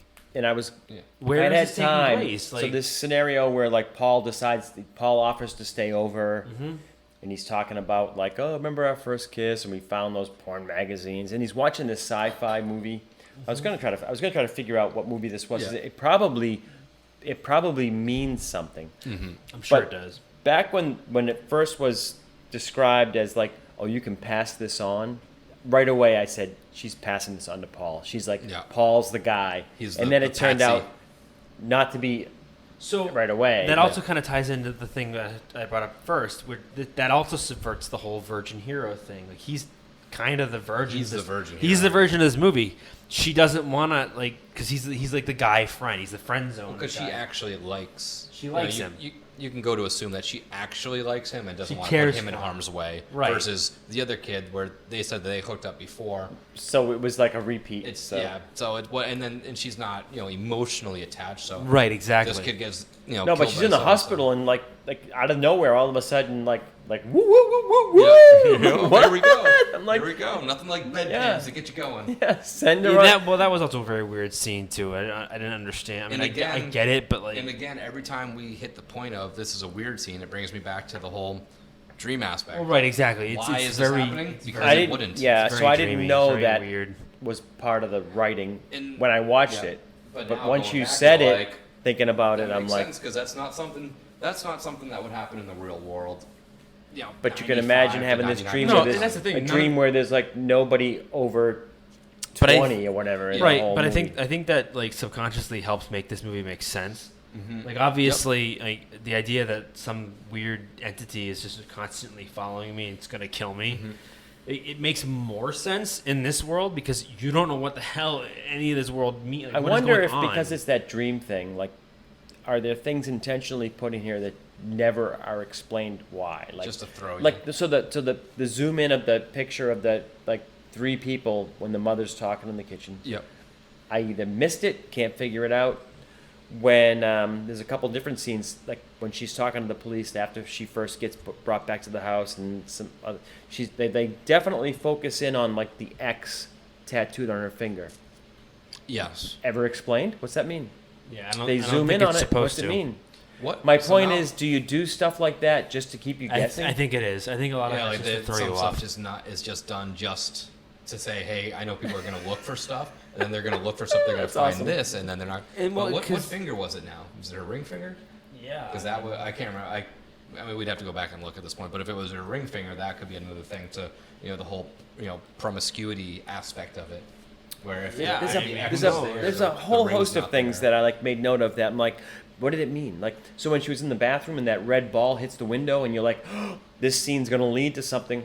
And they just move on. But that's what makes this movie so good. And that's what.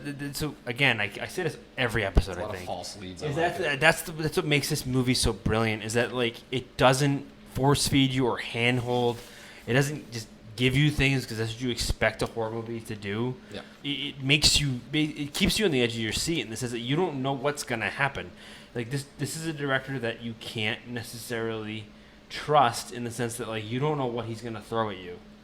And like you're right, like you'll have things will happen. You're like, oh, this is gonna mean something in like 10 minutes, and then nothing ever comes of it. And you're like, and either you forget about it or you go back and you go, wait, why did they show that? Like, who's this lady? We're at the scene with this crazy lady with her one boob hanging out. Right, she's pissing herself. Why is she pissing herself? And she's peeing herself. Right. That's so again, this is why one athletic sock. It's at least weird. In my it's theory, weird. At least in my theory that it takes the form of whatever it's killed in whatever position or whatever situation that person was in when it killed it. Or the writer is just trying to get like the weirdest shit you'd see when you're in a dream.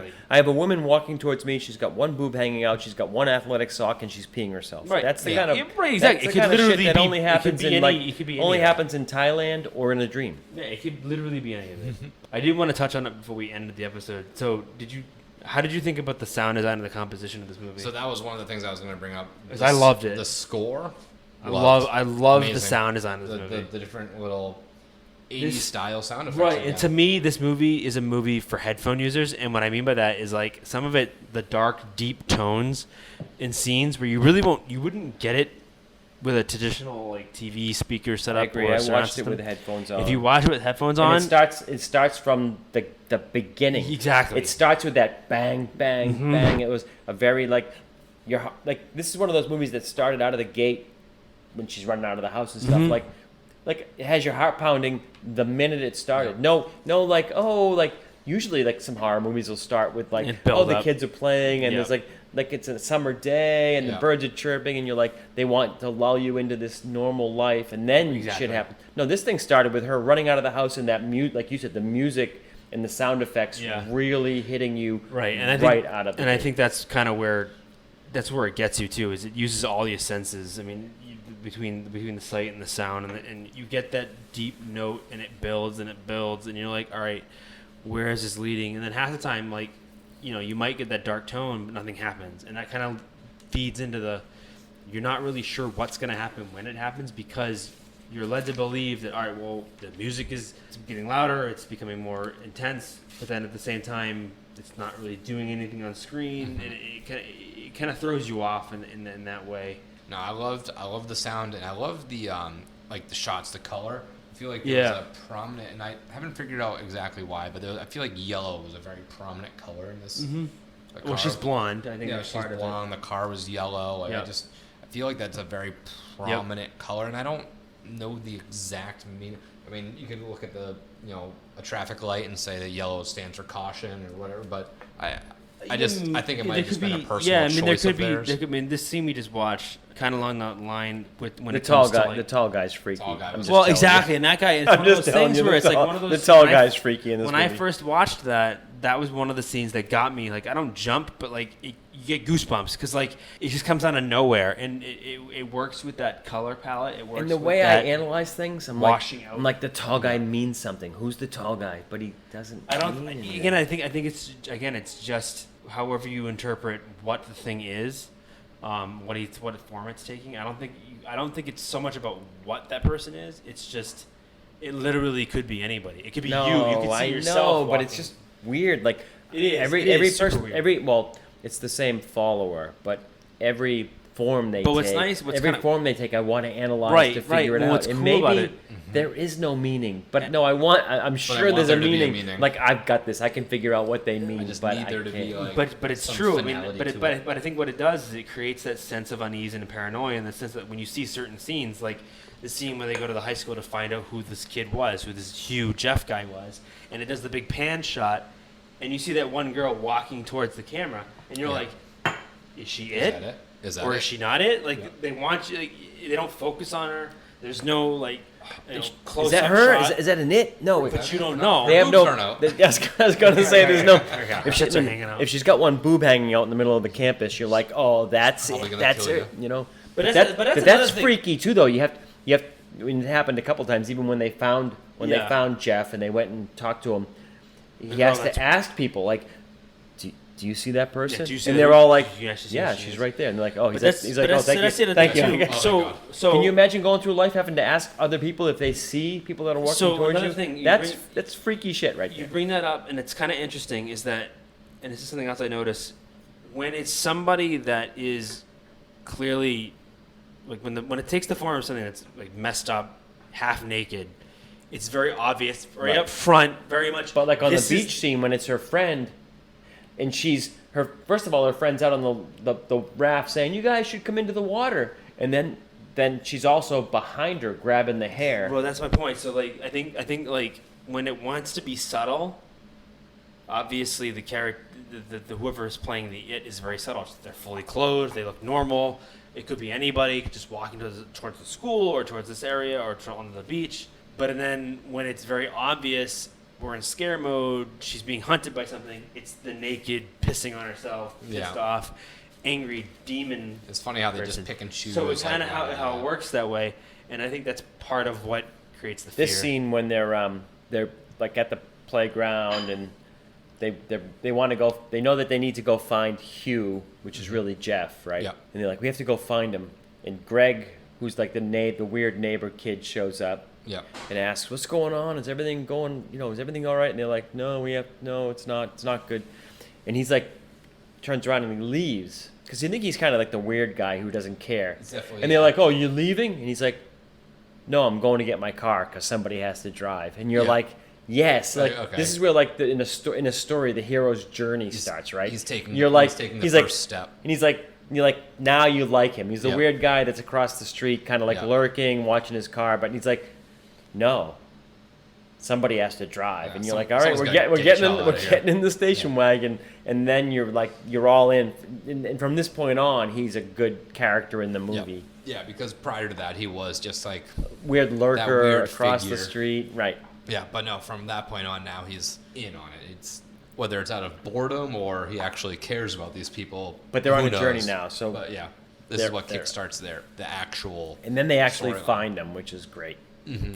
And again, going from the whole dream aspect of it, they're driving around, and it's like super inner city, graffiti, broken down houses.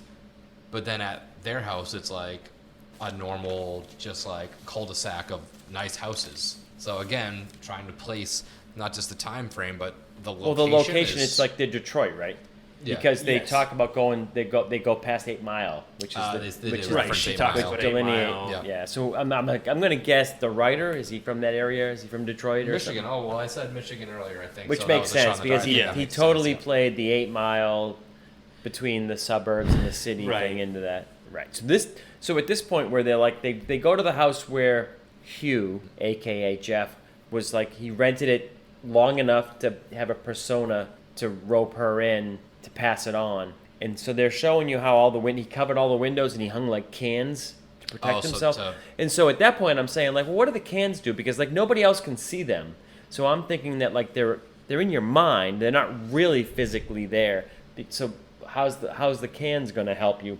But then as the movie goes on, you realize that they're physically there. They're just invisible to the other people, which is why the guy can hit him on the beach scene. They can hit him with the chair. That's why in the final scene they can throw a blanket over him. Yeah. So they're physical beings. Yeah. They're just invisible. So that way, if they try to come in, he hears it like a wind But at chime. first I was like, well, if they're invisible, then they're not they're ghost-like. But so that was confusing. They're like, so they're physical beings. They're just invisible to other people. I think for me, this is kind of where the movie doesn't get any worse. It just kind of loses. Gets weird. It loses a little bit of what it was going for. I think just personally, in the sense that wait, when you get to this point, now you're like, all right, so hold on. This is obviously not something that is metaphysical. It's more of a actual like thing. It's a being of some kind that anybody can be affected by, but it only goes after those that. Well, the point is that it's there, but you can't see it. It got Predator-like to me because like they can throw a sheet over it and it shows up. So I'm just invisible. Yeah, it's weird. It's really weird because like obviously things like bullets can affect it, even though it doesn't kill it. Well, did it? It killed it at the end. Well, I mean, we don't want to get ahead, but when it fills the pool with the blood, it's gone. That's just kind of where, to me, the movie does kind of lose a little bit of not credibility, but it gets a little weird where it's like, at what point? It's too much of a gray area on that. Right, and it's. So we're at the point in the movie where they're at the house that he rented for a while. They're in South with all of his the playpens, bad magazines, which is also a callback to kind of the story you told before. So right here's a scene where I had a question about they zoom in on these comics that he covered the windows with. So again, and she like looks really in, like she's looking out, but he covered the windows with these comics and they kind of zoomed in. I'm like, in my mind, I'm like, oh, it means something. It means something. Yeah. No, it doesn't mean anything. I think it's whatever reason he covered the windows. Why? Again, but it's a question like, if you're constantly worried about something coming to get you, why would you close the windows? Why would you like cover the windows up to not see outside? Yeah, why wouldn't you want to see what's coming out from outside? That because there's nothing that's ever laid out. But I thought the comics were going to mean something. Yeah, no, it's not. I'm always deeper than the movie really is. And maybe that's part of it. Maybe that's literally just he wants you to think that it has something to do with. Good on him, right? Exactly. Right. Yeah. Any more like thoughts or questions about this? I kind of said my piece. I'm kind of saving my my final verdict for the end of this discussion. But is there any other kind of weird, quirky things that seem unanswered? Well, the only weird, quirky thing I will point out. Yeah, what we got? Is that when they all escape to is it Greg, who's like has like this hunting camp on the beach and they all go up there. Yeah, it's Greg. They're drinking Grand Citrus beer. Uh-huh. They got those green and white cans they're all drinking. Yep. It's a real beer. It's a Grand Circus beer, whatever. It's an American IPA. It's a real beer, 4.2% ABV. It's from Atwater Brewing in Detroit, Michigan. So it's a real beer, which plays into the storyline. So it was just funny when I saw them all drinking the beer. I checked it out. It's real. So and that's a new current beer. It's been around for a while, I'm sure. Okay, but the point is that like those cans of green and white beer that they're drinking, it's got a 72 on Beer Advocate. Oh, you already checked it out. Yeah. So, anyways, just thought it was funny. Fear and beer. If we could have got it, this would have been perfect. But even more relevant. But yeah, I think it's more of a callback to where they where I guess Where they were. in reality the setting of the movie is. Do you get like a Stranger Things vibe from this movie? A little bit, A mostly little bit. from we have the kid cast. Yeah. There's like the cool badass kid with Right, the and I jacket think- and the long hair. Right, and I think it's funny to me.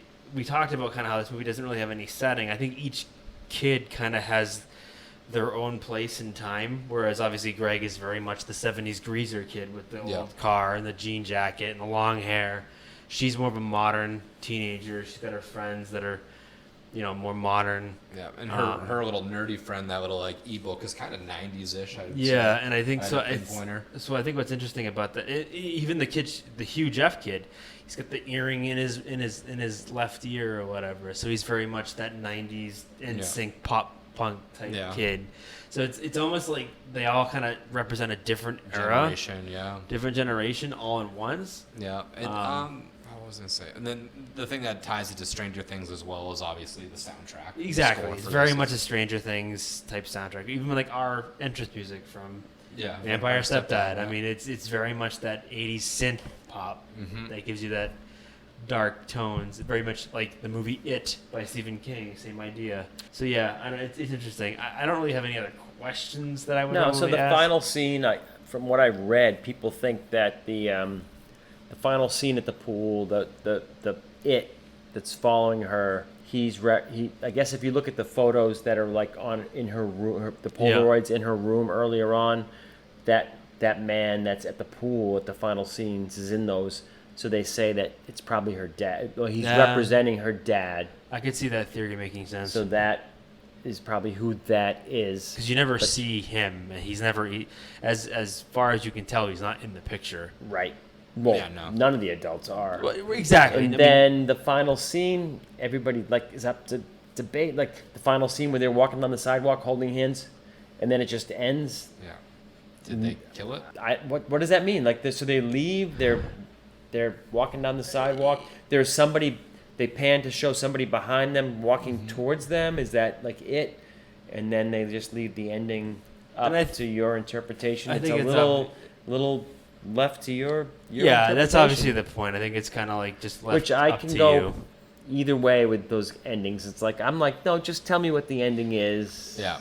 But I'm with you. I so like to be how did told you what like? the How did ending you is. guys like the ending? I like to be told what the ending is. So what did you think then on this ending? For me, the ending was mediocre. I liked the movie. So overall, I really liked this movie. I thought it was a really different play on that whole like serial killer, stalkery, like haunt. It kind of combined all of those aspects into it. The question marks did kind of bother me because much like you, I look for little things, and if I don't get answers for it, or if there's no reason for a certain thing to be happening, it should be for a reason, and a reason more so than just to trick me. Like, Or like me, you're convinced to find it. Like that Yeah, meant like- something. I have to find the reason. and from a movie Hollywood business perspective, like if it doesn't mean something, you don't put it in. So if it's in, it means something. In this case, it's in, but doesn't necessarily always mean something. So this led me down a couple different rabbit holes, and like we talked about, the plot is weird, the timing is weird, and I get it. It's the whole dream overlaying factor that it could be really whenever, but overall it was good. I enjoyed it. The ending, not so much. At the beach, they shot it in the head and it didn't kill it then. So like, why is electrocuting it and shooting it at the end kill it? It's still just another. But did they kill it? And so I don't think they did. I mean, the So that's pool, my the thing. pool, like all of a sudden fills with blood, or Yeah. it's all red. But then they're like, oh, we'll just pan away and we won't explain it. Yeah, so I don't think they did, because if shooting it there didn't do it, then shooting it in the pool is not going to do it. But I think if you said the writing was meant to be dreamlike, then that kind of stuff makes sense. Yeah. Like, oh, we don't know what happened. I understand why things are funky. Now kind of talking through things and saying, like, it's probably a dream, this is why there's no time, there's no whatever. Talking through that makes me understand it a little bit, but it doesn't make me forgive them for not telling me certain things. You have not been forgiven. No, not yet. We'll see, but time will tell. But that's my take on the movie. I would suggest it. This is on Tubi for free. As of right now. As of now. Yeah, I remember it being on Netflix, but now it is on Tubi. So if you haven't seen it before. I watched it on Prime Video, so it's on Prime Video. I like it enough that I would suggest buying it on Blu-ray. Yeah. I love the way it ends. I love ambiguous endings. It's not The Sopranos. It doesn't just go to black like that movie. I would rather movies leave it open to interpretation than go into a whole epilogue about what happens at the end and why is it not dead, and this explains why it's not dead. I think this leans more towards just an interesting storyline more than horror. Just a one-off. I mean, it's a one-off. But as far as the genre, like, it's not necessarily like, oh my god, horror. It's not. It's definitely not. It's not super horror. But again, no, it's a good gateway into like if you're not like into like horror, scary movies. This was. But again, it was my number 2 horror movie of all time is Halloween, and this movie is very much to me the polar an opposite. homage. It's the polar, it is, but it isn't. But from somebody that's just gonna watch this, it's the opposite. You're right. It's not. But that's what I love about it is that it doesn't just copy what has come before it. It takes what had come before it, pays homage to it, but then it subverts it in a way that is really interesting. His outfit, the jean vest. Well, exactly. A jean vest with like a bear t-shirt. It's very, very, very, very interesting. They definitely put Greg in these weird outfits, just to throw which maybe is that to make it seem dreamlike. Why would the guy be wearing this jean vest while they're out shooting? And that's what I love about it. And that's again, I think. We all kind of brought up the same things that even like watching it today again, I thought about these things to myself. Like, why are they all dressed differently? Why are there different cars? Why does it feel that it's 80s, but it feels like today? Like, why? What is going on? Like, one of the things I read when people were analyzing this about like, did the characters in here only pass it on to the people that they showed you? And a lot of the fan consensus is no. Like, so is it Paul? At one point is driving by like the prostitutes. Yeah. And they're like, oh no, he passed it on to that because that scene was there. Yeah. And then there was no explanation. Well, and that's like her when she's on the beach and there's a bunch of guys out on the boat. Yeah. And she like takes off her clothes and like she swims like, well, you assume she swims up there like. But they're like, you don't know. They're like she passed it on to them. All 3. So there's a whole bunch of you don't know scenarios that. Or scenarios or scenes where they don't explain it, but you're like, no, they passed. But those cuts were intentional. Yeah, no, exactly. He wanted you to not really know. He wanted you to kind of make up your own mind because those were snippets of scenes that made no sense for the storyline. Yeah, but they're like these are all, and there are more, but they're all like scenes where like, no, those scenes were them passing it on to other people.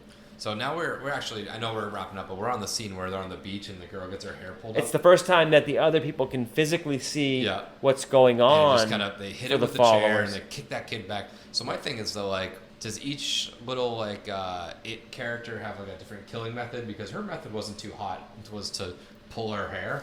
Like, because my imagination was when they did explain it. Well, he said it. Like, remember, we Jeff said if they touch you, you die. So. We also have to understand that. Again, from what Jeff said, there's only one. So is there only one it? Yeah. Or are there multiple of whatever it is? You don't know. And that's the thing. Again, that's what I love. Again, I love the mystery of the movie in the sense that it's different. You're not supposed to know. But I like, so my point for that scene though was like, my thought was that if it touches you or it gets to you, you're dead. Well, I thought that's what Jeff said. Kinda, if it touches you, you're dead. I don't want to say it ruined it, but it made them seem less threatening because so it can touch me, and if I fight off, it's not like I'm sleeping, it touches me on the forehead, I'm dead. If it touches me, I'll wake up, I'll try to fight away, and I can run, and it seems to make that it could be a little bit more beatable, more, you could live with it a little bit easier than like this thing touches you real quick and you're dead, you're done. I think there's no rules. Like the movie never defined what the rules are, so that's why they played loose with it. Again, not in my top 10. Very close. Could very well be in my top 10 if I thought about it a little bit more. But just for modern horror, it's one of the better examples. Gets the job done. I would totally go out and buy it on Blu-ray and watch it multiple times. I would say I enjoyed it, but not even close to my top 10. It's an interesting. For me, it's an interesting concept. Not even close. It's okay. I'm more on your fence. It wouldn't really crack my top 10. Might not crack. Maybe not even might top not crack 25. my Yeah, Yeah, exactly. Might not even crack my okay. top 30. But I'm it was used, okay. I'm used to being like, in the minority. There's so many good horror movies out like there. it's good, but the question marks just kill it for me. You missed it, but that's the scene where it was the girl from the beginning.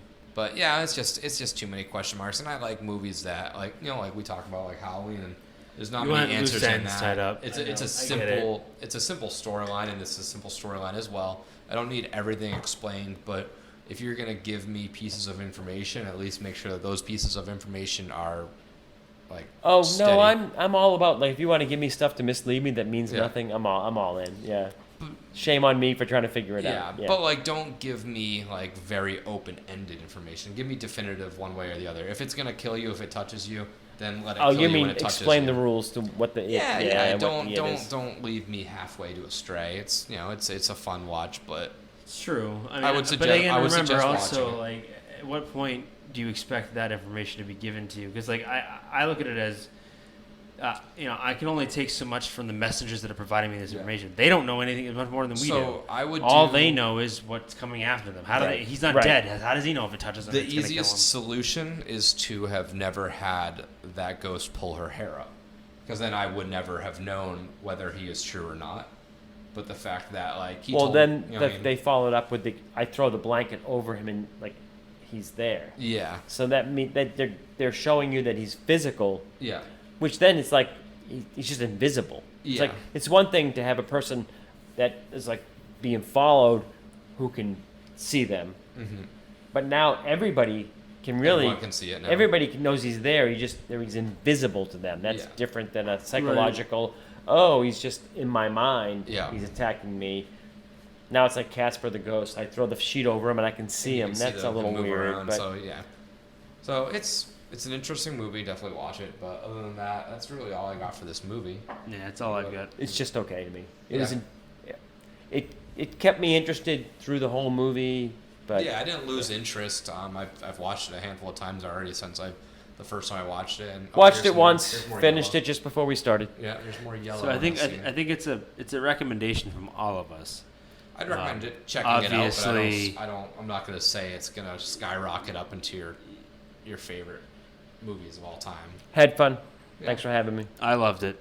All right, guys. Well, until next time, we'll talk to you next week. We have week 2 of September, and that's when we're going to kind of go over mock events, mock icons, play some fantasy aspect for horror nights, something like that we'll come up with during the week. But until then, this is Nick. And this is Seamus. This is Kevin. CrafteeBeer. Happy haunts.